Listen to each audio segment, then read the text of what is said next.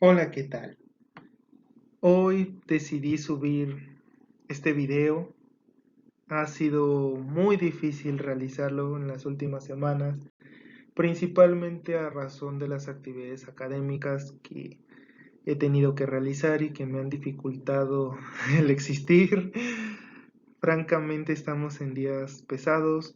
Yo estoy a punto ya de egresar en cuanto a lo académico. Me hace falta todavía hacer un proceso de titulación, eso implicaría más tiempo, pero bueno, no quisiera agobiarlos con esa situación y me gustaría ir al fondo del trasfondo del video. Vamos a hablar acerca de una actividad que ha sido particularmente afectada por la sequía y que hasta ahora su situación afortunadamente en por lo menos la mitad del país. Quisiera hablar optimistamente de dos terceras partes del país, pero la verdad es de que no es posible para mí decirlo así. Pero en México ya recibimos lluvias suficientes para que el ciclo agrícola no se vea comprometido en algunas regiones. Entonces vamos a hablar acerca de la fase más crítica que fue afectada por la sequía, que afortunadamente ya tiene su alivio, y es la preparación de la tierra y la siembra. ¿Qué implica el ciclo agrícola? En la imagen podemos ver una rueda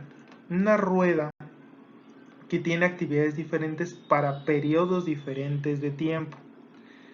Tenemos que, por ejemplo, en meses como marzo y abril se realizan las preparaciones y siembras. Coincide con algunos procesos que veremos más adelante y con etapas del ciclo fenológico de la planta.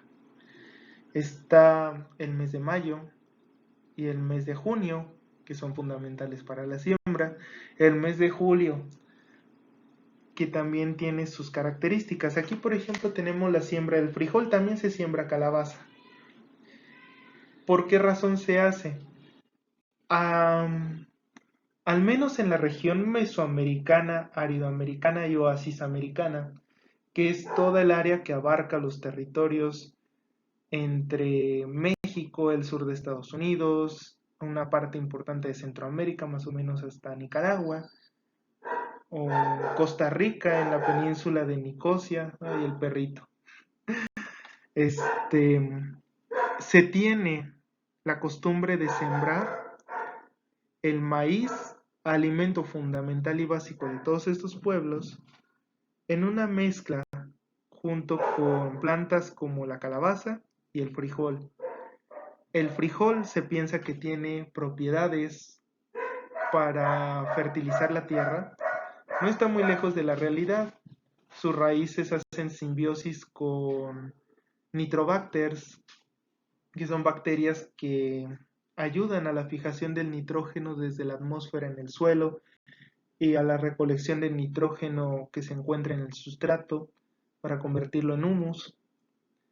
Y la calabaza se dice que se siembra porque aparte de ser un alimento fundamental, es un controlador de malezas y de competencia al producir sombra en los lugares donde el maíz no la produce y por lo tanto protege al maíz de las malas hierbas.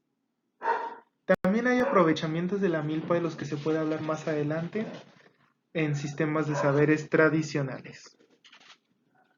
Bueno, como podemos ver aquí, cada ciclo de la rueda coincide con una parte importante del desarrollo de la planta. Tenemos, por ejemplo, la preparación de la tierra, que es básicamente el deshierve. En algunos lugares se hacen barbechos. Los barbechos no son otra cosa que dejar descansar la tierra de 3 a 5 años, incluso más tiempo en algunas costumbres, para que ésta pueda restaurarse, recuperar su fertilidad, que puedan haber hierbas, que pueda crecer lo suficiente para, vaya, poder establecer que está fértil la tierra de nueva cuenta.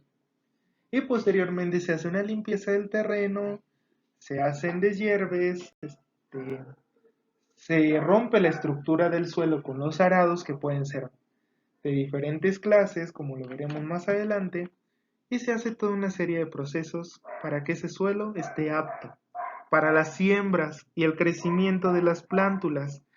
En esta fase también se deben de hacer otras labores culturales como lo son el deshierve, a veces fertilización. La fertilización no necesariamente debe de ser con agroquímicos y tampoco necesariamente debe de ser con materia orgánica o con fertilizantes orgánicos, algunos de los cuales sí lo son y otros les vamos a poner las comillas de que son orgánicos, porque hay muchos matices en todos los temas ambientales como lo veremos en muchos videos.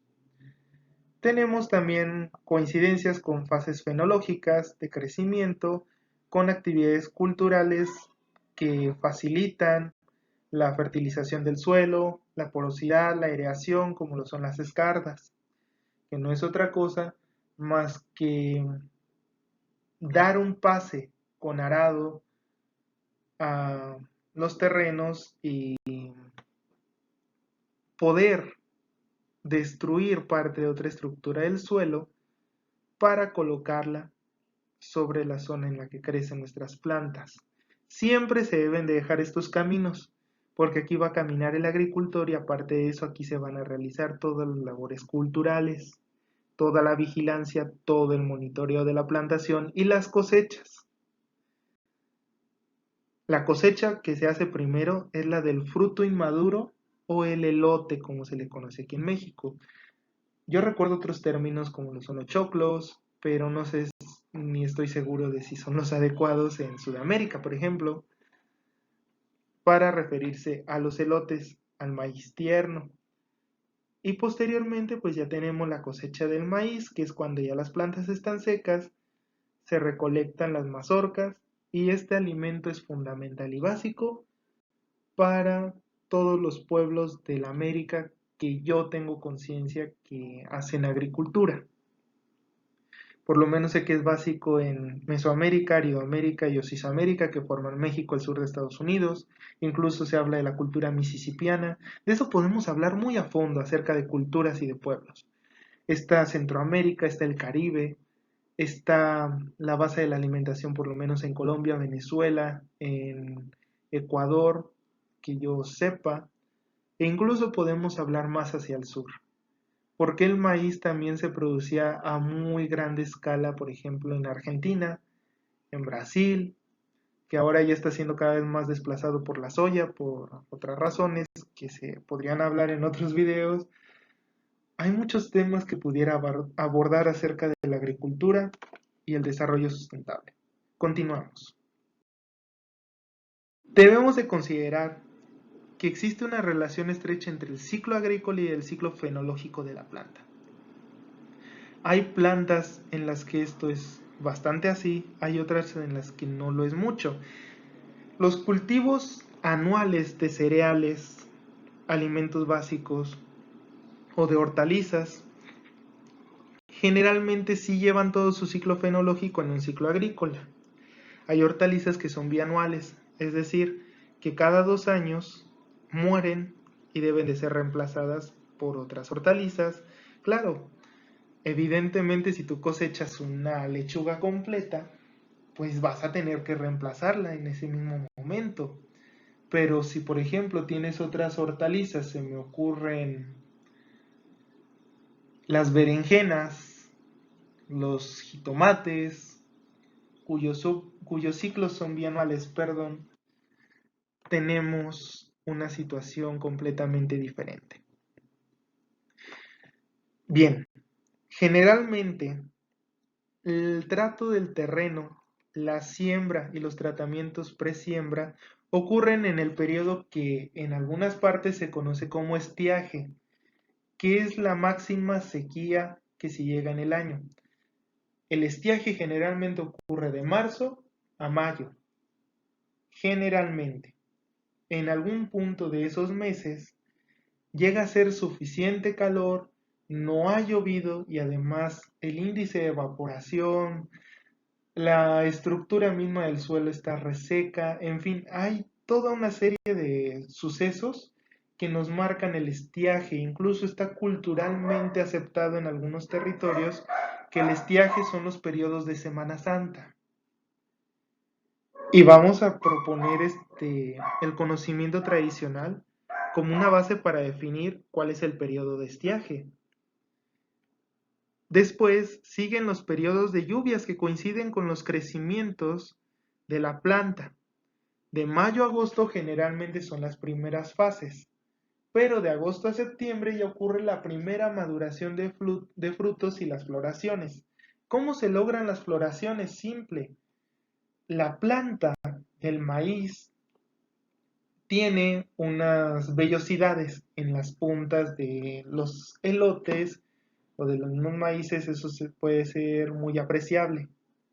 Esas vellosidades contienen el polen y también el ovario se encuentra en la parte de abajo de la espiga. Entonces, ¿qué es lo que va a ocurrir? Cuando el viento sopla, el viento es lo que se conoce como un agente polinizador. Sopla el viento, transmite el polen de una plantita a la otra y empieza el desarrollo del elote. Debe de haber siempre un intercambio genético, incluso hay acomodos. Hablar de la milpa en México es tan amplio que pudiera hacer videos completos acerca de las variedades de maíz generadas por las prácticas de manejo en milpa, o pudiera hacer videos completos hablando de las propias prácticas de manejo en milpa. Pero generalmente hay intercambios genéticos, hay maneras en las que la misma planta se autorregula. Si una planta de maíz no se da, es porque no estaba en terreno adecuado o no se siguieron todas las prácticas culturales o ya estaba en su genética que fuera alimento desde una perspectiva cultural, o bien que no tuviera suficiente fertilidad la semilla, hablando en términos más técnicos. En los términos culturales es impresionante la sabiduría que se tiene acerca de las plantaciones. Y muchas veces los campesinos no te van a hablar en términos genéticos, no te van a hablar del ciclo fenológico como lo estamos viendo ahorita. Te hablan acerca de lo que ellos observan, conocimiento empírico. Someterlo a experimentación para poder comprobarlo y por supuesto, darles un apoyo extra. Algo falló, uno puede intervenir dando una opinión. Jamás, jamás debes ante un campesino de ufanarte de tu conocimiento si eres agrónomo o si eres algún extensionista. Jamás. Eso es algo erróneo y es algo que lleva a que las intervenciones sean ineficaces. Pero bueno, volviendo al tema principal. Tenemos que de agosto a septiembre las lluvias son más fuertes y por lo tanto permiten la maduración de los frutos, incluso los vientos que hacen previos a las lluvias. Son periodos en los que la mitad del día está soleado y con viento y la otra mitad está lluvioso. Generalmente, entre la tarde, noche, incluso a veces la madrugada. En otras ocasiones en la madrugada vuelve a hacer viento, se favorece otra vez la polinización, aparecen cielos despejados, el sol favorece con calor, transpiración, en fin, ocurre toda una serie de procesos que se explicarán a fondo en otro video que favorecen el desarrollo de las plantas. Y finalmente, tenemos los periodos de octubre a diciembre. A veces las heladas caen conjuntas con las lluvias en México, sobre todo en los territorios montañosos, al norte, al centro, e incluso a veces han llegado lluvias con algo de frío a zonas montañosas de Chiapas, generalmente lo que se conoce como los Altos y la Sierra Madre. Entonces, estas lluvias con heladas van a favorecer que, número uno, se termine de madurar el maíz y número dos, se disipe ya la temporada de lluvias en la mayor parte del territorio. Hay otras partes en las que nunca se disipa o por lo menos se disipa hasta otros momentos, como es el caso de Tabasco o es el caso del Soconusco, o incluso en la península de Yucatán siguen cayendo bastante chubascos y hace todavía un calor que podríamos decir incluso infernal en algunos tiempos de heladas en otros lugares del país, pero esas son variantes regionales. Lo general en todo el país es la disipación, el secado de la planta y la cosecha. Tenemos después las otras, las de cultivos perennes. Podremos considerar algunas hortalizas. De nueva cuenta, vámonos hacia plantas que puedan sobrevivir mucho tiempo. Y tenemos las frutas, como los principales ejemplos de esto. Como hortaliza no se me ocurre a lo mejor más que quizá las papas. Si una papa tú la dejas en el suelo, arrancas todo el resto de tu cosecha, pero solo dejas una papita de esa planta en el suelo, esa papita se pudre.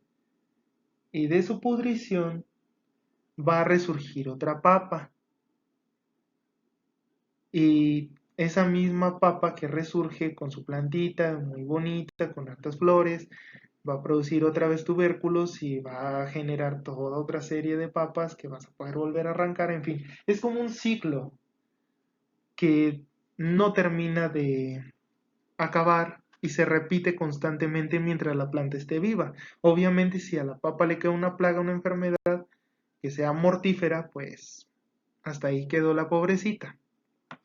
Pero bueno, tenemos en el caso del durazno, que es un ejemplo que se puede poner y que es una planta muy común como ornamental, a veces como cultivo en esta región del oriente de Michoacán.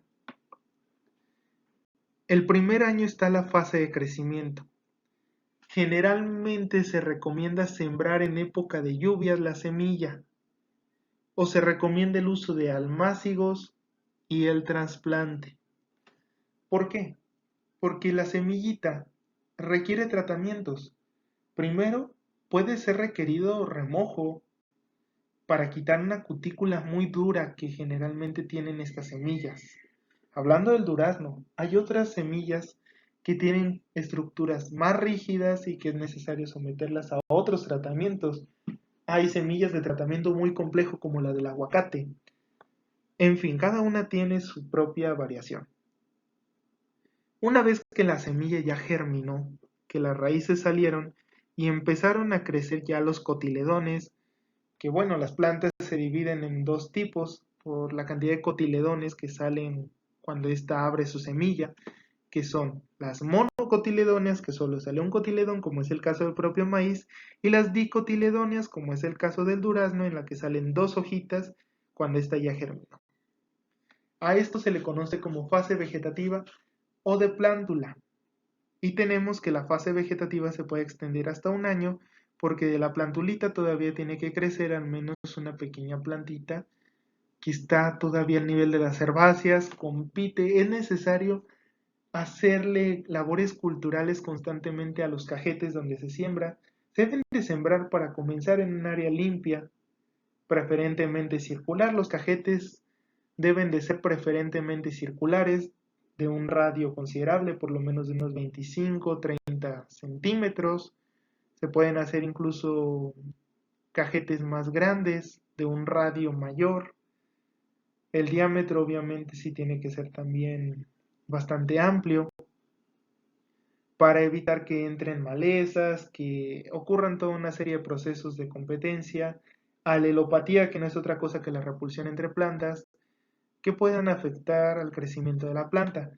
Una vez que superó su fase de crecimiento y está ya en un estado vegetativo maduro, pasa a una fase vegetativa secundaria, que en el particular caso de las plantas como lo es el durazno que requieren frío, ocurre en temporadas cálidas, pero la fase vegetativa de plantas que requieren calor ocurre en etapas frías. Por ejemplo, el aguacate está en etapa vegetativa en invierno, a menos de que se le agreguen químicos o fitohormonas que hagan que haya flor loca, una serie de procesos también que se pueden explicar en otros videos, por lo cual la planta pasa como ese durmiente, es como si la planta no estuviera en su ambiente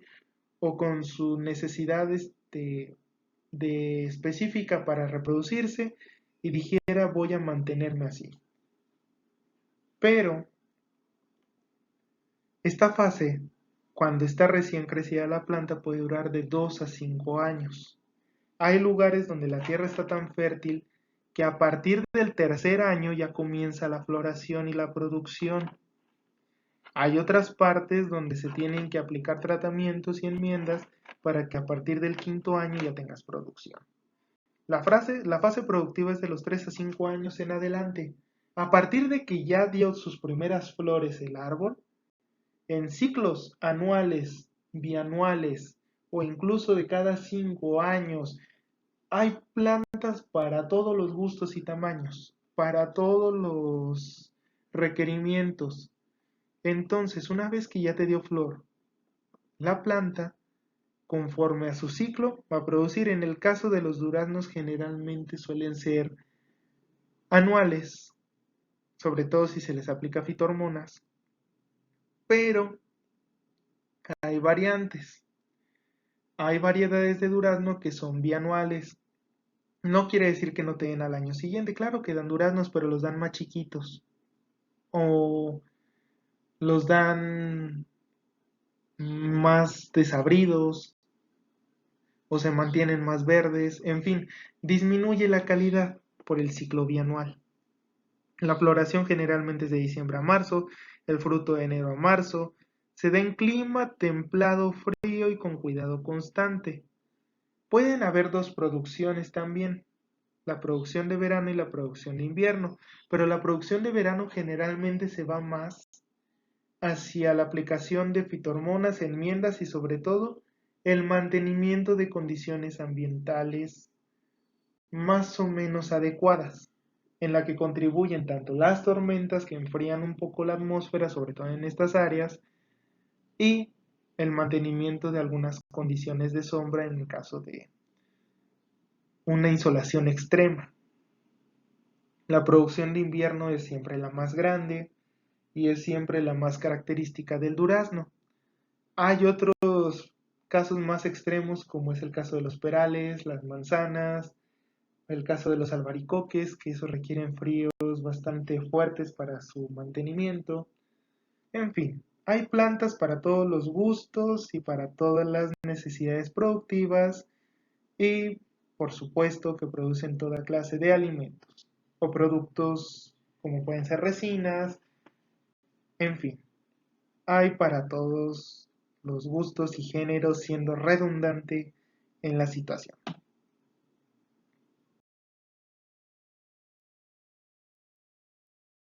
¿Qué es la preparación del terreno? Nuestra preparación del terreno es el cambio de uso de suelo, si es el caso del primer uso agrícola, cosa que no es recomendable desde un punto de vista sustentable, porque si no te queda de otra, sí tienes que cambiar el uso de suelo de un terreno. Pero si todavía tu terreno está fértil, no es necesario barbecharlo completamente si puedes cultivar, por ejemplo, la mitad del terreno, debes de realizar acciones que te permitan mantener la fertilidad. El cambio de uso de suelo no es recomendable, sobre todo en laderas. Son temas que se pueden tratar en conservación de suelos y de aguas, pero las laderas son de uso preferentemente forestal.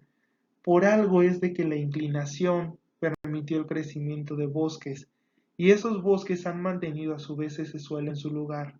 Si lo deforestamos y no hacemos prácticas de conservación como lo pueden ser las terrazas, acequias, tinas ciegas, en fin, muchas cosas necesarias para mantener el suelo en su lugar o por lo menos retener el sustrato y volverlo a colocar, pues ocurren desastres ecológicos. En caso de que ya haya un terreno de vocación agrícola permanente, particularmente en las planicies, se debe de dejar en barbecho o en descanso. Posterior al barbecho, descanso o al cambio de uso de suelo, se tiene que deshiervar completamente el terreno y se hace una limpieza profunda para empezar a destruir la estructura del suelo.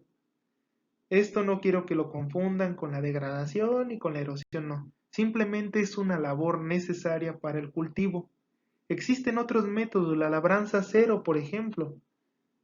Yo en lo personal no coincido con la labranza cero en la cuestión de la competencia.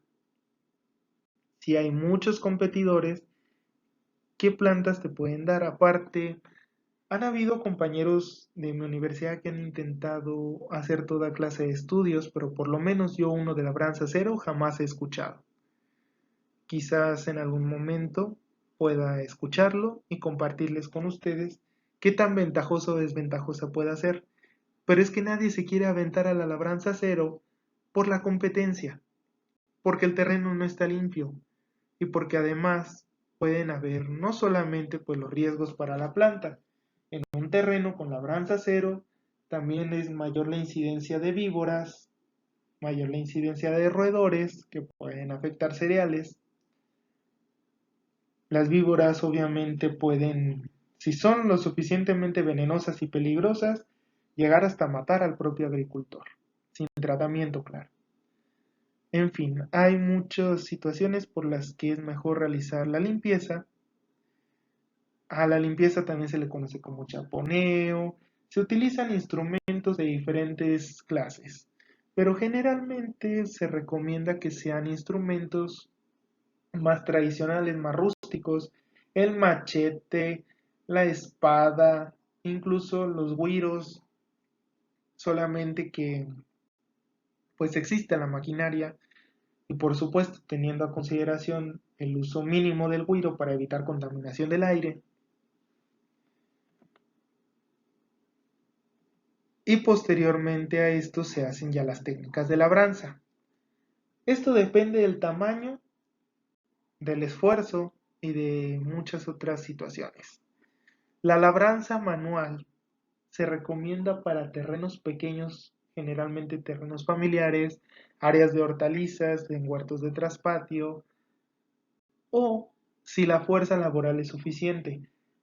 Antes de la llegada de los españoles en México, todos los hombres y adolescentes de muchas tribus se dedicaban durante el tiempo de tratar la tierra, a menos de que fuera una situación excepcional como la guerra, a la labranza, todos sin excepción.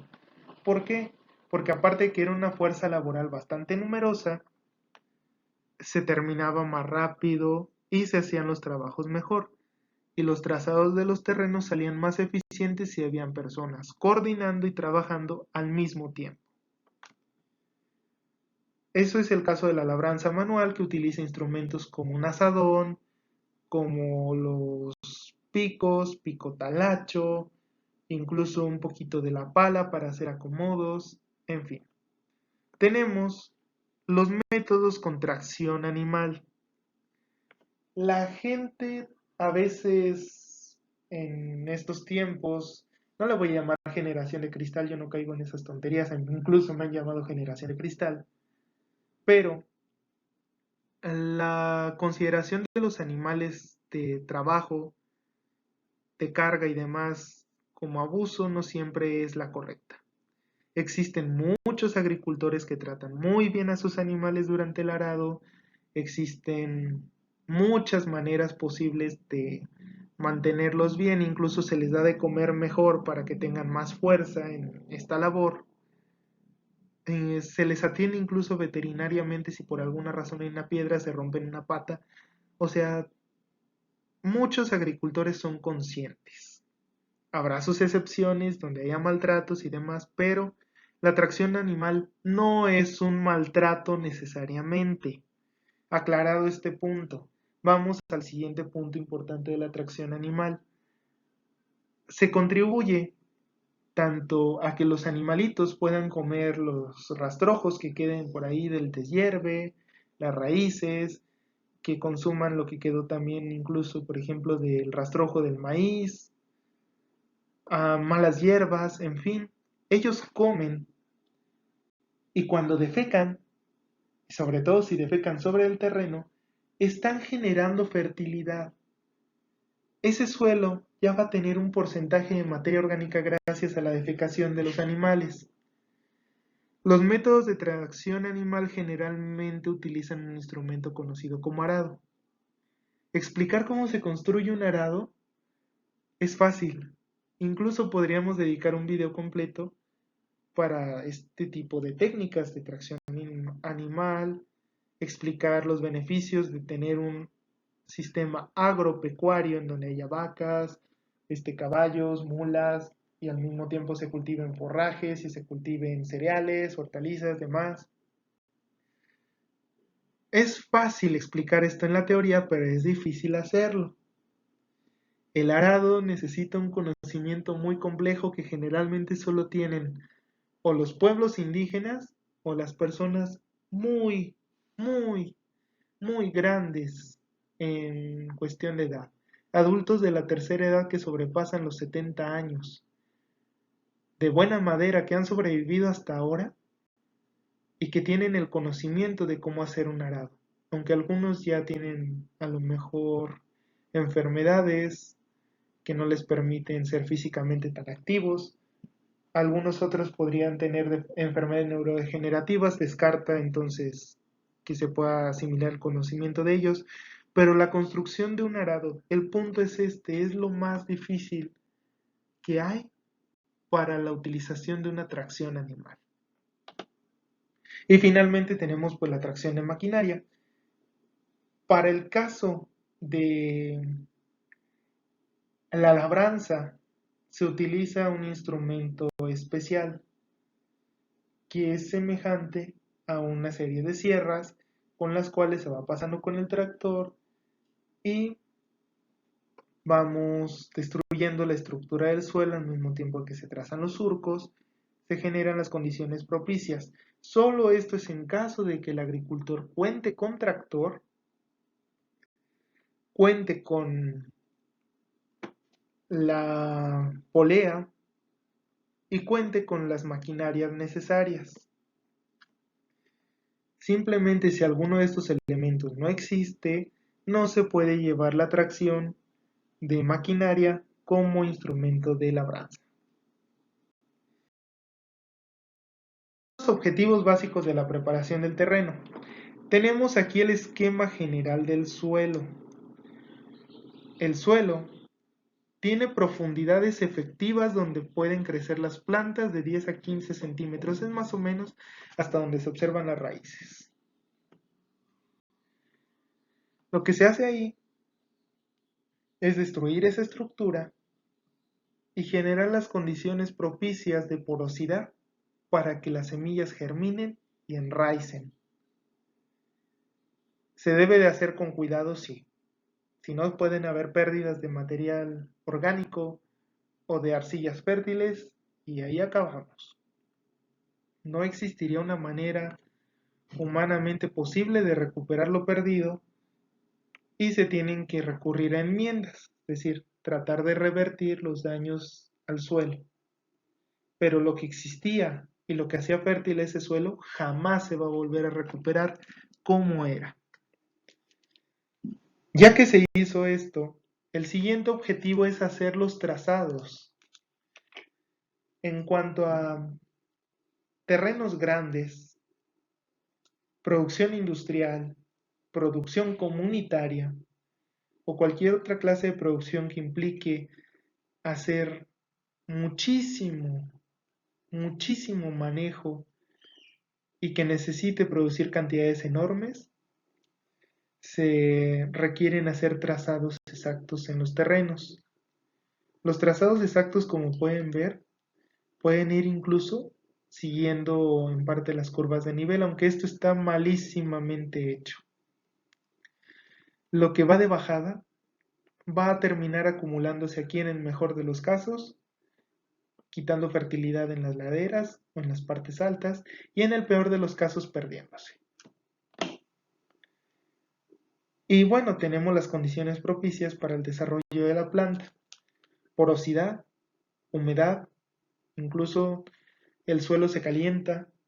Cuando se destruye su estructura, sale la humedad y brota. Hay un calentamiento.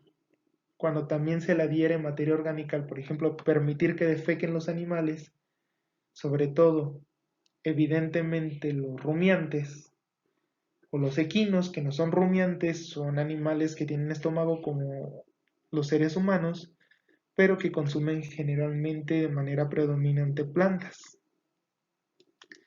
Son los que mejor ayudan a fertilizar la tierra. Como la siembra.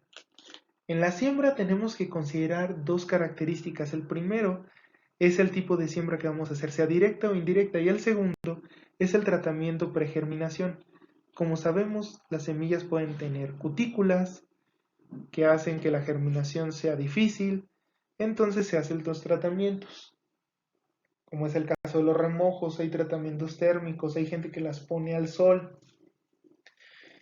Hay toda clase de procedimientos para hacer un tratamiento pregerminación.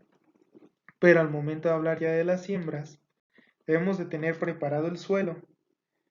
Y cuando se trata de siembra directa, se realizan tres clases principalmente. La siembra al voleo, muy usada para los cereales, que es generalmente dispersar semillas con la mano, sin un orden, sin una jerarquía, sin tener en consideración que aquí se va a sembrar esto y a tantos centímetros se va a sembrar otra plantita. No, simplemente arroja las semillas y poquito a poco se van dando las plantas que van sobreviviendo las más fuertes. Es una manera de selección natural y permite que los cultivos de cereales sean copiosos. Están los siembras en surcos, que pueden ser directas y son utilizadas para hortalizas y para leguminosas, generalmente el frijol, el haba, el garbanzo. Y tenemos la siembra a golpe. Una siembra a golpe es que tú preparas un terreno con surcos, preparas distancias y a cada distancia arrojas una semilla o grupo de semillas. Y poco a poco van creciendo las plantitas en las zonas donde tú hiciste el golpe. La siembra indirecta es el uso de los almácigos. Se debe preparar el sustrato. Importantísimo preparar el sustrato con partes iguales de arena para un drenaje efectivo, tierra y en la parte superior donde va a ir la plantita, materia orgánica. Preferentemente composta. Hay gente que utiliza tierra de monte. Aquí se le conoce al humus como la tierra de monte. En práctica malísima desde mi punto de vista, porque estás extrayendo nutrientes de un cerro. No tiene ningún sentido que se esté haciendo reforestaciones y otras acciones si hay gente que por otro lado va a ir al cerro a recoger la tierra y a quitar la fertilidad de sus suelos. Una vez que se hizo el sustrato, se creó el almácigo, se sembró la semillita. Los almácigos pueden ir organizados en platillos, en, ¿cómo decirlo? Estructuras separadas. Como pueden ir todos juntos, hay almácigos que son en piletas, son todas las plantitas juntas y luego se hace el trasplante y se deben de llevar tratamientos. Los almácigos requieren obligatorio tratamiento de condiciones térmicas, de condiciones de humedad, de prevención de plagas y enfermedades y de fertilización y fitofortalecimiento. ¿Por qué? Las plántulas son muy sensibles al sol. Se tiene que colocar una malla sombra o se tiene que hacer en invernaderos. Si se hace con cualquiera de las dos prácticas, se tiene además la retención de humedad, pero de todos modos el riego tiene que ser constante para que también la temperatura se mantenga constante, porque el agua es un retiene calor. Al retener el calor, el agua permite que sean condiciones más favorables para la vida de las plántulas. Se tienen que hacer los tratamientos evidentemente de plagas, enfermedades y de malezas para evitar la muerte de las plántulas. Hay hongos que son oportunistas y que generan daños en plantas muy pequeñas. Si cae una plaga de artrópodos, se me ocurren los más destructivos, a lo mejor chapulines, langostas, en un almácigo, se comen todo y aparte son muy tiernas las plantas, muy dulces para ellos, muy palatables, arrasarían con los almácigos. En otro caso, si caen ácaros, por ejemplo, que son diminutos, los problemas vienen más en la transmisión de enfermedades o en los daños que se genera a la planta, en las hojas, en los tallos, en la savia y que terminan causándole la muerte. Las malezas, evidentemente es competencia, van a terminar ahogando y captando luz solar y por lo tanto van a evitar el desarrollo eficiente de la planta.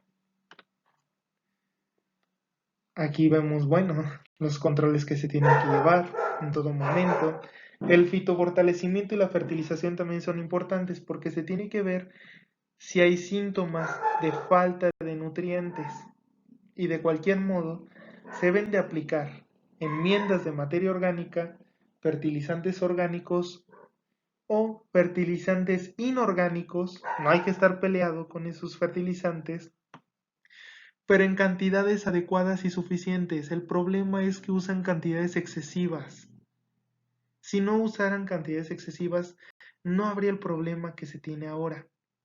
No es arrojarle una cubeta entera de fertilizante a un almácigo, es arrojar un goteo inteligente al almácigo para que lo capte.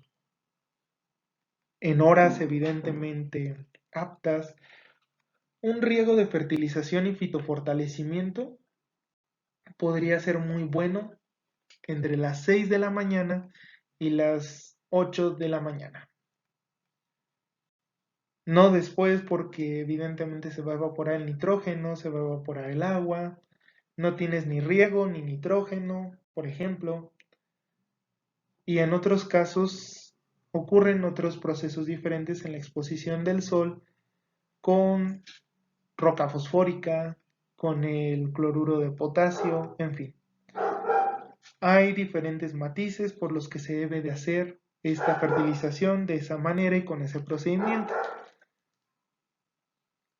E igualmente, si se adicionan hormonas, por ejemplo, para el crecimiento, pues es necesario llevar una regulación que no sea excesivo, porque si no, pues la planta se puede llegar incluso a morir en un intento de fortalecerla. Y se debe de también complementar simplemente los cuidados anteriores con las fitohormonas. Finalmente, ¿qué es lo que ocurre?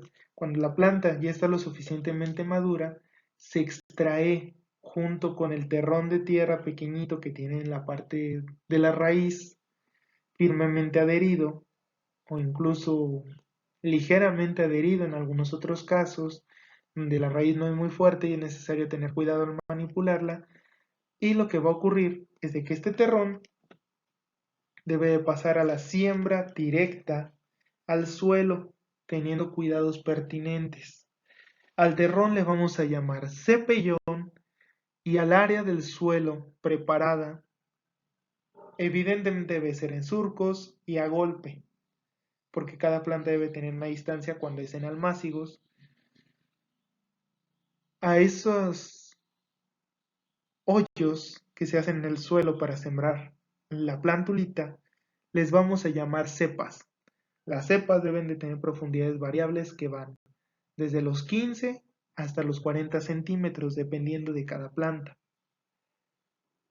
Y deben de llevarse a cabo tratamientos especiales durante el momento en el que se trasplanta, por ejemplo, fortalecimiento de raíz, fertilización, otra vez control de plagas, enfermedades y demás, con el que no debemos de estar peleados ni con los pesticidas orgánicos, que su problema es la peste y algunas toxinas que pueden ser malas para el ser humano, como la solanina, muy común,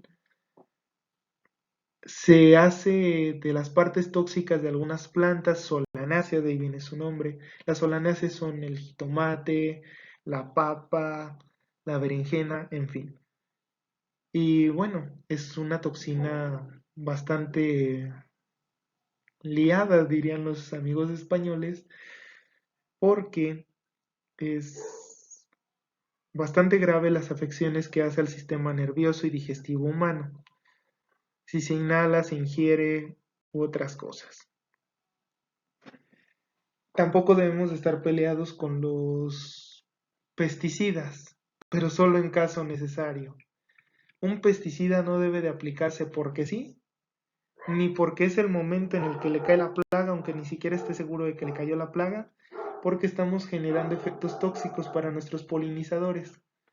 Sin abejas y otros polinizadores, ¿quién va a realizar esa labor y quién va a hacer que nuestros frutos se den? Nadie. El ser humano, si intenta hacer la polinización de manera manual, han habido experimentos que demuestran que eso termina mal. Como uno de los efectos de los pesticidas es destruir a nuestros polinizadores, evidentemente no es recomendable. Bueno, la siembra directa es recomendable para los cereales y leguminosas particularmente, pero la siembra indirecta es para las hortalizas y los frutales. Los almácigos no nada más pueden contener semillas. Hay plantas que se reproducen por medios vegetativos como las papas y otros tubérculos. Se me ocurren los plátanos, la caña de azúcar, en fin, todas aquellas que necesiten necesariamente de estacas o esquejes para su desarrollo también son por medios vegetativos. Pueden ser utilizados almácigos o siembra directa. Ambos métodos deben de considerar claramente pues la naturaleza de la planta. Malas prácticas y problemas comunes a evitar. ¿Cuáles son las malas prácticas que debemos de evitar? La primera y la más importante a la hora de limpiar, las quemas están prohibidas en muchos países. Les voy a hablar de México. La Zagarpa, dentro de los marcos legales de certificación de productos orgánicos, las leyes de desarrollo forestal, de desarrollo rural sustentable, la propia ley de protección LEGEPA, la ley de protección al ambiente y el equilibrio ecológico, y muchas otras leyes especifican que se prohíben tajantemente prácticas que puedan generar destrucción de otros recursos naturales. Las quemas están prohibidas en México. Y como les decía, son parte de la problemática ambiental. ¿Qué ocurre entonces? Entonces existen mecanismos como la intervención de Profepa y la intervención de la Sedena. Hasta ahora, desafortunadamente, no se han dado casos de castigos ejemplares por quemas agrícolas. Pero vamos a decir qué ocurre con las quemas. Llegan a un bosque, sobre todo en la etapa de limpieza, que son etapas secas, como podemos observar en el mismo sustrato, hay una sequía muy grande. El suelo está seco, la materia orgánica aquí está seca, la hierba está seca, todo está seco. Si el fuego alcanza los bosques, se produce un incendio forestal. Muchas ocasiones se alude al pretexto de, pues es que no se sabe quién empezó la quema, pero muchos casos han empezado así, quemando para sembrar, cosa que también pues disipa el nitrógeno, por ejemplo. No sirve la tierra, necesitan aplicarle a fuerza la urea, el amonio, para que pueda dar algo, los nitratos. Y Aparte de esto, pues les puede causar problemas ecológicos y problemas legales. Tengan mucho cuidado con estas malas prácticas. Son pésimas, son lo peor que pueden hacer. Las otras malas prácticas son la sobreexplotación del suelo sin periodos de barbecho.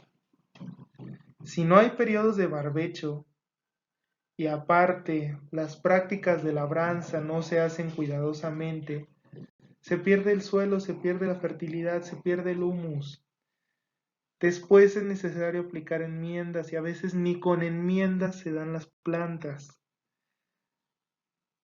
Un ojo muy observador puede ver que aquí intentaron enmendar el suelo. No funcionó. Ni siquiera con el estiércol funciona. Una vez que el suelo ya perdió sus características, no funcionan los tratamientos. Y bueno, la otra situación que debemos de evitar es el sobreuso de la tierra, las prácticas socialmente insostenibles. Si, bueno, no tenemos cuidado, por ejemplo, del agua, si no tenemos cuidado del mantenimiento del suelo en conjunto, y si también existen personas que tienen plantaciones, que son dueños y explotan a la gente por pagas miserables, ¿a qué se alude? No se trata de un desarrollo sustentable en ningún sentido. Y es la situación problemática que lamentablemente ocurre en muchos lugares.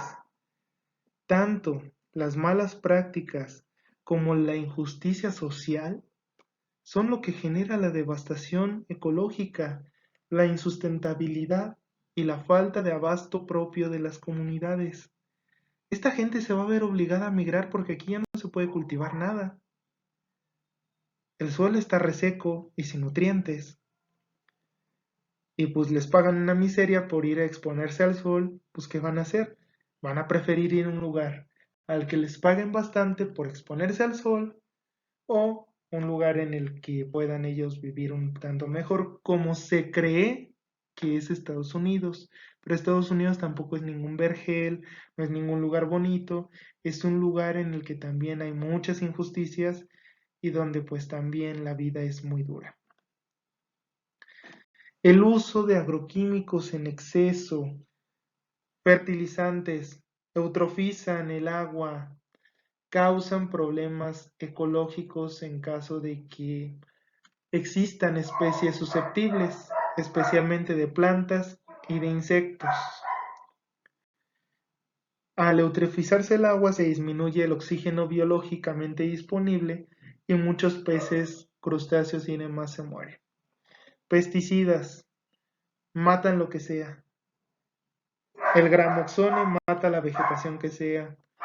El Roundup y toda la gran variedad de pesticidas que existen son potenciales extintores de insectos, incluso de animales más grandes como lo pueden ser roedores, como lo pueden ser murciélagos, aves como los colibríes y otras tantas implicadas en procesos de polinización.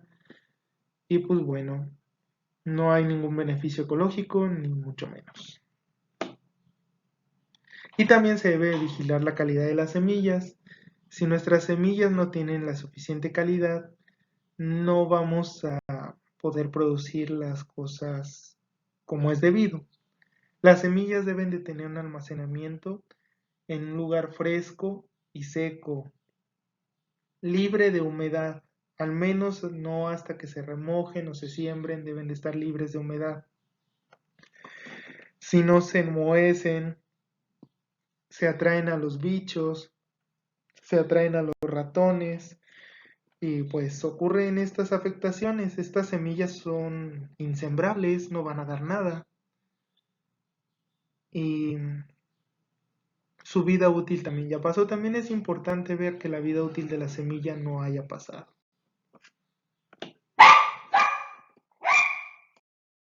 Bueno, continuando con toda la serie de sucesos que pueden ocurrir, también se debe de evitar el mal manejo de las plantas sobre todo en almácigos, pues para evitar las pérdidas. Las pérdidas deben de evitarse a toda costa, porque también si no hay buenas prácticas de manejo, si no hay capacitación de los trabajadores, se hace completamente insustentable el sistema de manejo, sea cual sea su condición. ¿Qué bibliografía o fuentes yo recomiendo para poderse iniciar en el mundo de la agricultura en dado caso de que seas estudiante de agronomía, de desarrollo sustentable, de alguna carrera relacionada a ciencias ambientales, que te interese saber el tema, que te interese iniciar tu propio cultivo, que, en fin, toda la infinidad de intereses que se pueden tener para conocer las prácticas agrícolas, tanto las que acabo de mencionar. En profundidad hay autores que pueden incluso encontrar prácticas de, de los pueblos y comunidades indígenas, como es el caso de Toledo. No menciono aquí a Víctor Manuel Toledo Ansurt, importante investigador mexicano que fue secretario del Medio Ambiente en el actual sexenio, pero sí voy a hacer mención de otros que son literatura más básica: Javier Sarandón, Stephen Glisman y Miguel Altieri, importantes para comprender qué es la agricultura, cuáles han sido los antecedentes de la agricultura y hasta dónde hemos llegado, y conocer algunas prácticas de manejo, más que nada orientadas hacia la sustentabilidad. Cada uno de estos personajes ha dedicado su vida. Stephen Glisman fundó las bases y los otros dos dedicaron su vida y su obra a conocer a fondo las formas de producción. También están los manuales de cultivo, buenas prácticas de Zagarpa o los ministerios de agricultura.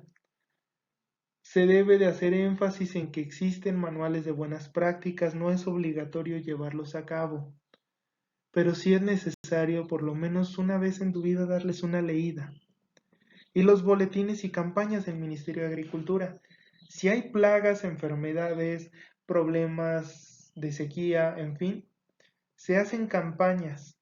La Zagarpa las hizo en el caso de la sequía, en el caso de cuando hubieron plagas en los limoneros, en los aguacates, en todos los cultivos habidos y por haber en México, y por medio de estas se ayudó a que no hubieran pérdidas más grandes, y son buenas bases para también conocer, pues bueno, buenas prácticas de manejo y prácticas como tal de cultivo y manejo de nuestros sistemas agrícolas, agropecuarios o incluso agroforestales, en dado caso de que también se pretenda hacer.